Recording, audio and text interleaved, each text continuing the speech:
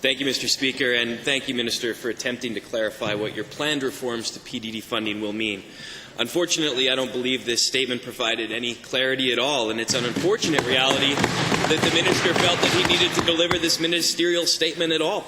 The Minister's remarks must be understood in the context of the fear and anxiety many Alberta PDD families have over the impending July 1st transition of services. Hear, hear. For months, this minister has pushed the transition on those who receive PDD supports from the province with precious little in the way of detail of how it will go.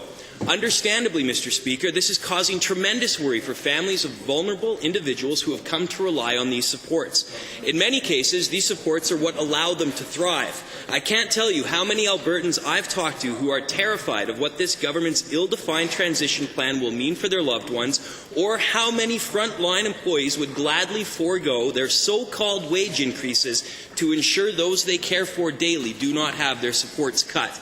While attempting to reform the system to serve clients better is a worthy pursuit, doing so with blinders on, as this government is doing, is a recipe for disaster.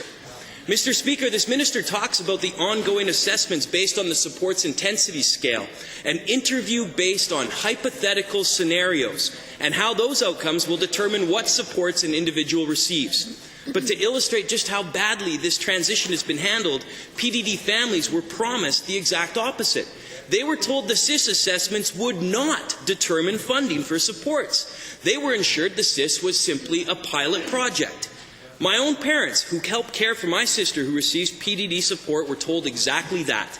And now here they are, along with thousands of other PDD families and caregivers, awaiting the results of an interview and finding out which number between 1 and 7 they will be assigned to determine which supports they will get.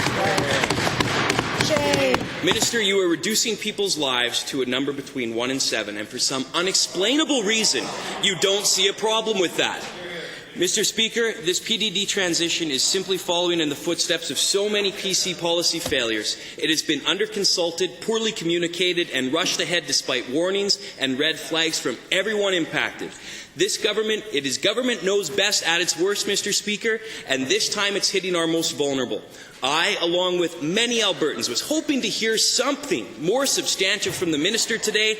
I was hoping for some long-promised clarity and solid evidence that supports will not be lost, as the minister so often likes to remind us. Instead, I suppose Albertans will just simply have to take his word for it. But given what this government's word has meant of late, I'm sure you can forgive them for being a little skeptical. Thank you.